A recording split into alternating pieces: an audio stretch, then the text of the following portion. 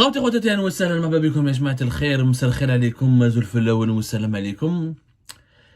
Bon, depuis l'élimination d'Algérie en Coupe d'Afrique des Nations, le football est en plein cœur de l'actualité algérienne, notamment en ce qui concerne le conflit autour de la personne de Belmadi, comment il a refusé, ça a accroché, il n'a pas voulu démissionner, ensuite le fait qu'il a réclamé 7 millions d'euros d'indemnité à la Fédération algérienne de football, le conflit qu'il oppose à l'actuelle direction de la FAV, qui ne lui a proposé que 600 000 euros de réparation d'indemnité en échange de son départ, le risque que ce conflit va atterrir sur le bureau du tribunal des instances chargées de régler les litiges sportifs au niveau de la Fédération internationale de football, les spéculations autour de la succession de Jamel Belmadi.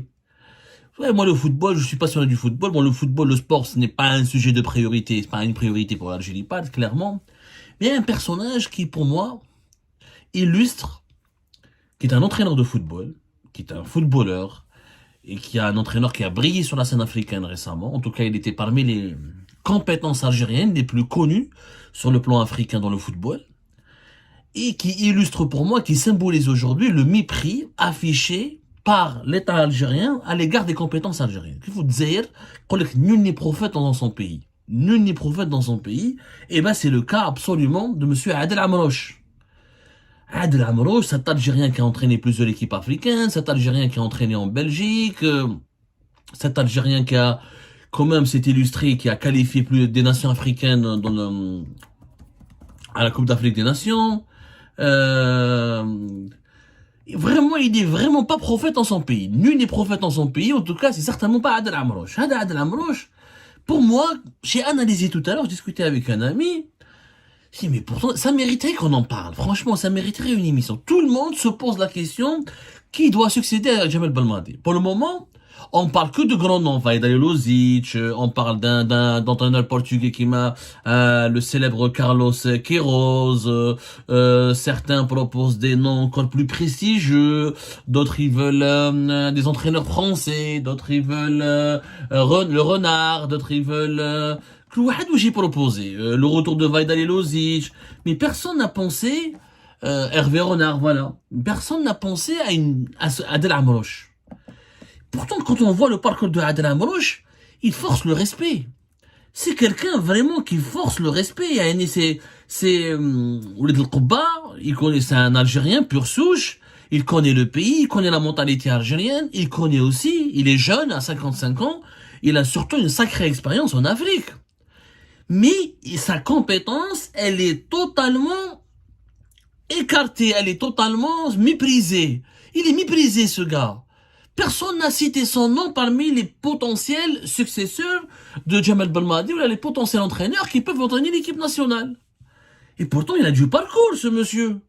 Il a entraîné récemment la Tanzanie 2023-2024. Auparavant, il a entraîné le Yémen 2022-2023.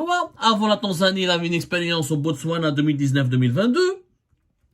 Il a entraîné le Burundi de 2007 à 2012. Il a entraîné la Guinée équatoriale en 2004. On a bien vu que la Guinée équatoriale, je sais construire, elle est devenue une nation intéressante au niveau du football africain. Et il a entraîné un club africain qui s'appelle le Daring Club Motema Pembe, qui est un club congolais entre 2002 et 2004. Il a une sacrée expérience en Afrique. Il a même entraîné la Libye. De 2018, mais pas pendant longtemps, de mai 2018 à octobre 2018. Il a entraîné le Kenya de 2013 à 2014. C'est franchement, il a de l'expérience, ce mec. C'est un monsieur qui connaît réellement le continent africain. Il est du Kenya, Botswana, Tanzanie, Burundi, un club au Congo, la Guinée équatoriale, le Botswana.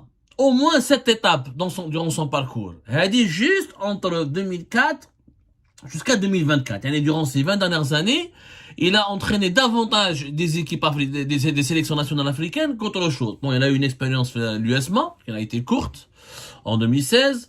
Il a eu une expérience Mouloudia qui a été courte aussi. Il a eu une expérience dans un club en Ukraine, Volyn Lutsk. Il a eu une expérience aussi avec un club turc, le Gençlerbirliği Spor Kulübü, bon, Ankara, c'est un club qui est basé à Ankara, excusez-moi, je ne maîtrise pas encore très bien le turc, c'est un entraîneur qui force le respect. C'est vraiment l'une des rares compétences sportives à l'étranger. Qui a réussi, quand tu es sollicité par autant de nations africaines, dont certains n'ont pu percer, qui m'a la Guinée équatoriale, voilà, dans des championnats africains qui commencent à donner naissance à des clubs respectueux, comme le championnat congolais, personne n'a fait appel à lui, personne n'a pensé à lui. Pourquoi? Parce qu'on a un complexe. Toujours le complexe du colonisé. Si un Algérien n'est pas né à l'étranger, ou là n'est pas né en France, ou là n'a pas de double nationalité, ou là s'il n'est pas étranger tout court, s'il n'a pas un nom étranger tout court, s'il n'est pas occidental, ou là, les Algériens et les Algériens ne lui reconnaissent pas une compétence, ne le respectent pas. Faut qu'on le صراحة. On a vu la Coupe d'Afrique des Nations, c'est la deuxième Coupe d'Afrique qu'on est éliminé pour le métier. Les joueurs binationaux n'ont pas du tout brillé. C'est pas parce que tu es né en France ou là t'as fait des grands clubs en France ou là ailleurs en Europe que tu peux forcément réussir en Afrique. Ou je des équipes comme la Mauritanie, qui m'a la Guinée équatoriale, qui m'a la Guinée, qui m'a le Cap-Vert, avec des joueurs beaucoup plus modestes. Et dans l'Afrique du Sud, composé par exemple de joueurs qui jouent essentiellement sur le continent africain, bah ils brillent, ils réussissent le Coupe d'Afrique des Nations. On a ce mépris de la compétence algérienne. Franchement, j'en parle pas parce que uniquement dans le football. Pour moi, Adel Amrouche illustre le mépris à l'égard de la compétence algérienne tout court. C'est exactement comme ça. Avec les informaticiens, avec les médecins, les chirurgiens, avec les ingénieurs. On préfère payer des sociétés étrangères qui nous ramènent des Chinois, des Turcs, ou là des Indiens, ou là des Français, ou là des Européens, des Américains, alors que on a des compétences algériennes qui ont réussi à l'étranger, mais l'Algérie ne fait pas appel à eux. Elle les méprise, elle les ignore, parce que Homa ou de bled. Parce qu'ils sont nés en Algérie, c'est pas des binationaux, ils sont pas étrangers, n'ont pas un passeport étranger, ou là ils sont restés algériens tout court. L'Algérien tout court, on lui reconnaît pas, on lui fait pas confiance. Même quand il brille à l'étranger, on l'encourage pas. J'ai essayé de dire, vous voulez pas mettre de lui un entraîneur. J'ai pour la Fédération algérienne de football. Attends-le un poste.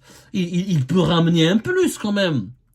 Même en tant que joueur, il a fait CRB, l'OAMR, il a une sacrée expérience dans plusieurs clubs belges. De 1994 à 1996, il était en Belgique. Il est diplômé de l'Institut supérieur des sciences et de la technologie du sport. Il a aussi une licence UEFA Pro délivrée par l'Union royale belge des sociétés de football association, donc par la Fédération belge du football. Quand même, il était directeur technique d'un club à Bruxelles. Il a entraîné le Royal, il a aussi entraîné le directeur technique d'un club intéressant, l'Union Saint-Gilloise, parmi les plus importants clubs belges aujourd'hui. Il a expérience là, personne n'a cité son nom. Je vous le dis, personne n'a cité son nom. Alors qu'il est sans travail depuis qu'il a eu la mésaventure avec la Tanzanie, où il a été suspendu, voire limogé de son poste à cause de certains propos malheureux sur le Maroc, des propos que j'ai pas à partager, mais bon, il a eu un franc-parler, il a dit ce qu'il pensait, c'était maladroit, il a été puni pour cela. C'est pas la peine d'en parler, c'est pas ça le plus important.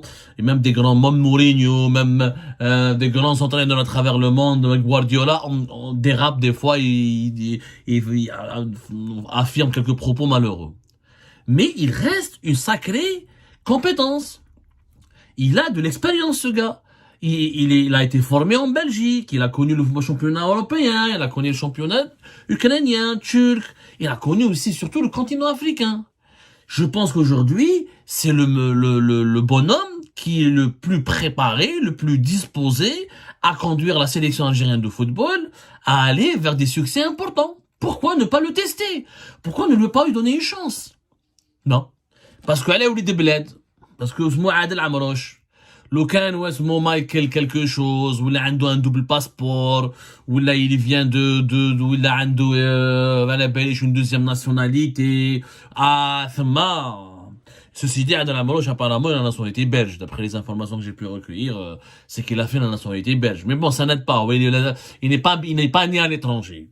Donc, quand tu n'es pas né à l'étranger, t'as beau, même si tu ramènes une nationalité américaine, gars, tu restes pour les autorités algériennes et pour l'opinion publique algérienne un produit local.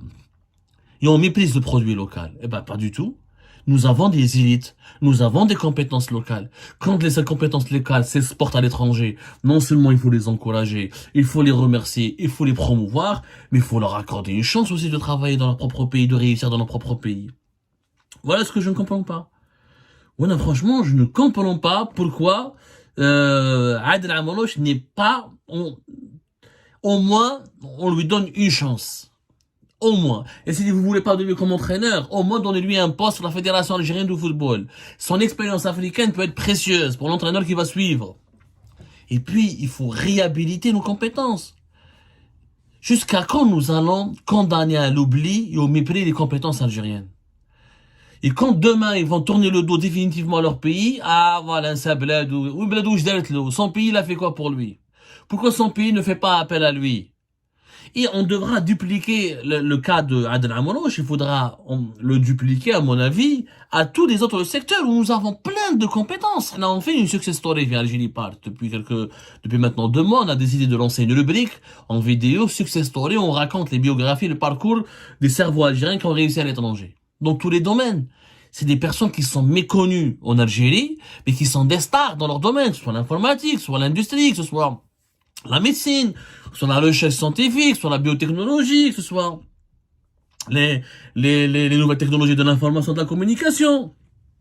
Mais personne ne fait appel à eux. Là, si j'étais président de la République en Algérie, je constituerais un think tank, une task force, un cercle de réflexion composé des meilleures compétences algériennes de l'étranger. Je les invite, je les prends en charge une fois par mois à Alger. Je les rencontre au palais présidentiel et je les écoute. Attendez des idées. Attendez, qu'est-ce que vous pensez de la situation du pays? Qu'est-ce qu'on peut faire ensemble avec vous? Quelles sont les nouvelles technologies auxquelles l'Algérie doit s'intéresser? Comment on doit améliorer nos rapports avec la science et le progrès et le travail? Qu'est-ce que vous pourrez nous apporter concrètement? Quels sont les projets que vous pouvez prendre en charge en Algérie? Il faut respecter ces compétences algériennes qui réussissent à l'étranger. Il faut arrêter d'avoir ce complexe. Il faut le dire, c'est un complexe.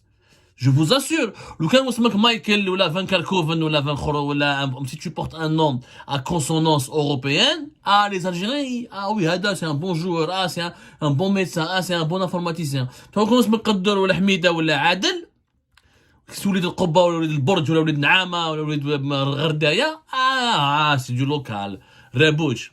Mais non, pas du tout. Ces compétences ont réussi, se sont imposées. Quand un Algérien s'impose à l'étranger pendant plusieurs années, il est du devoir de l'Algérie de faire appel à lui.